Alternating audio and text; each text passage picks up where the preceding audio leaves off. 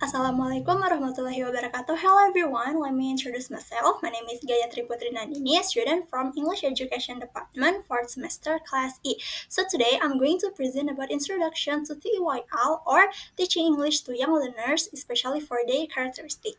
So, the table of contents here, the first is who are young learners, and then the second is characteristic of young learners, and then the third is how to deal with different types of young learners, and then for the last is essential findings from Vygotsky, Piaget, and Brunner.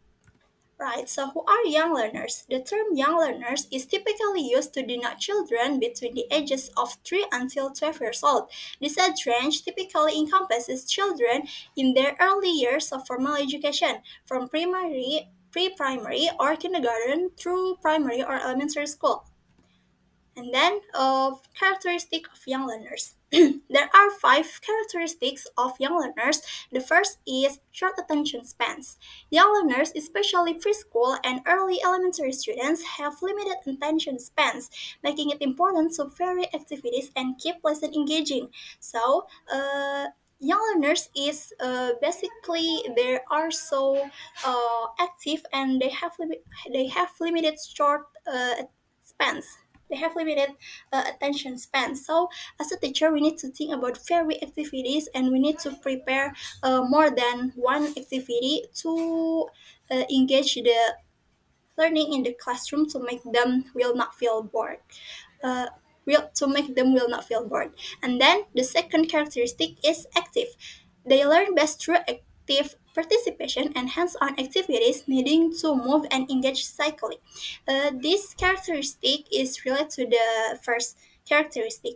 And then the third characteristic is young learners are imaginative and enjoy fantasy, making imaginative play and storytelling effective teaching tools. So basically, young learners always asking everything to their teacher. So as a teacher, even though their question is um doesn't feel make sense, but they always ask everything. So we need to appreciate it. And then the fourth the fourth characteristic is social and collaborative. They enjoy working with others and learning through social interaction. Collaboration can foster learning and knowledge sharing. And then, for the last characteristic, is imitation and listening. They are skilled listeners and often learn by imitating what they have heard or seen. They also enjoy repeating entrance and mimicking actions. It's basically young learners always do whatever their environment do. And then how to deal with different types of young learners. So the first is adapt your teaching style. You can use mix of visual, auditory, and kinesthetic activities and use technology and interactive tools. And then for the second is understand the characteristic of young learners, short attention spans and high energy level. And then for the third is use a variety of activities. Use flashcards to involve all pupils, use surprise activities to settle a class, etc. And then for the last is create a welcoming classroom environment. You can use positive reinforcement, making learning fun through games, learning, etc. And then essential findings from Vygotsky, Piaget, and Werner. Okay, so we move to the essential finding. The first from Lev Vygotsky. So the first is social influences and cognitive development. Contemporary methods of applying this theory to the classroom mark a movement away from traditional memory-oriented models of teaching. Reciprocal teaching refers to a method in which teachers and students work together to clarify and understand a concept before students are asked to repeat it or apply it in another context. And then the second is zone of proximal development or ZPD. Discussion groups, small group learning, and collaborative exercises in school and universities have also been incorporated in response to theories about social learning. And then the third is social tools. In a social studies class, the teacher incorporates various cultural tools to enhance learning. For example, the teacher uses maps, artifacts, primary sources, and multimedia resources to help students understand historical events or different cultures. And then the last is scaffolding. In a mathematics class, a teacher uses scaffolding techniques to support students involving challenging problem. The teacher provides the teacher provides step-by-step guidance, asking questions and offering hints to help students gradually understand the problem-solving process.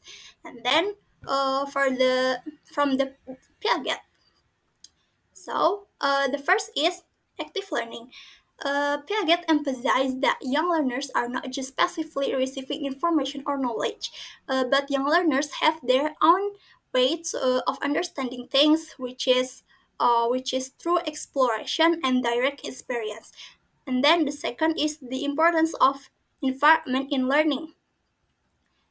Children learn by interacting with their environment, their peers, and their surroundings. This learning is not just through lectures or memorization, but we, as teacher, must be able to create a comfortable environment that is rich in language using songs, games, and story-based activities such as reading English-based reading books, etc. And then the third is learning should be developmentally appropriate teaching.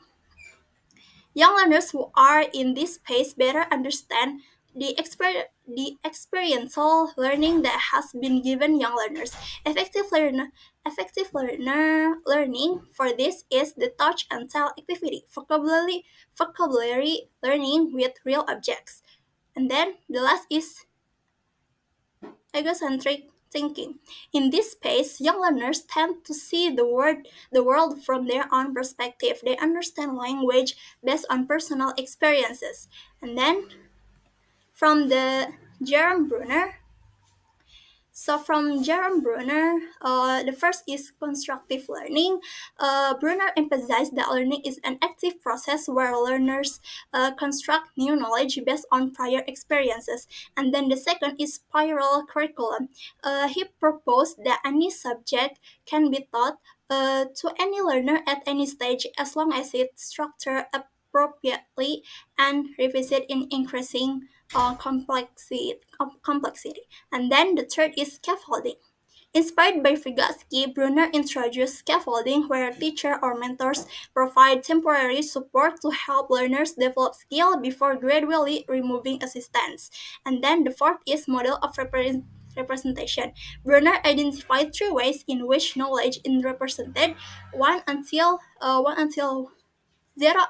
until 1 years, learning through cycle actions and experiences, and then 1 until 6 years, learning through images and visual representation, and then 7 years old, learning through abstract symbols including language and numbers, and then the last is discovery learning. He encouraged students to explore concepts actively rather than passively receiving information, promoting problem solving and critical thinking.